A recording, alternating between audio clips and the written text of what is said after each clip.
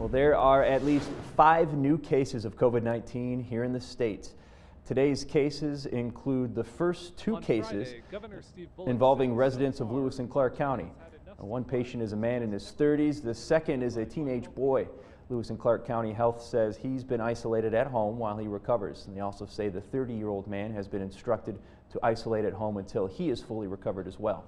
The governor's office also confirmed a case in a woman in her 50s from Madison County. And health officials say there are 2 cases in the Flathead.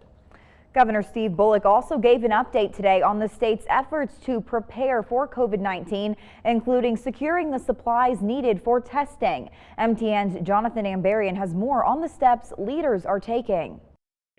On Friday, Governor Steve Bullock said so far, Montana has had enough supplies to test everyone who's been identified by healthcare providers. But he said they're still looking for more. There is a national shortage of supplies to a degree needed for COVID-19, and we're doing everything possible to overcome this challenge in Montana, secure necessary materials that will allow the healthcare community to safely test those who need it. Bullock said they will soon be distributing supplies out of state and federal emergency stockpiles. This weekend, he said about 16,000 N95 masks will be provided to hospitals and first responders. Additional swabs needed to collect test samples will also be arriving soon. Earlier on Friday, Bullock ordered the statewide closure of dine-in restaurants, bars, breweries, and other businesses that can draw large gatherings. He said he had been considering the action for several days, but now was the right time to do it. As we see positive cases that includes both younger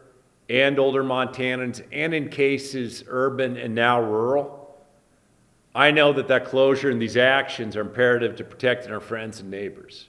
He praised the actions by Montana businesses and individuals who have worked to help their neighbors at this time, and he asked Montanans to continue doing all they can. There are 2 ways that together we're going to make it through all of this. And Montanans are already engaging in both of those ways. First, preventative measures through social distancing. And second, looking out for one another with our strong community ties. In Helena, Jonathan Ambarian, MTN News. Bullock also announced Montana's income tax filing deadline will be extended from April 15th to July 15th, bringing it in line with the postponed federal deadline.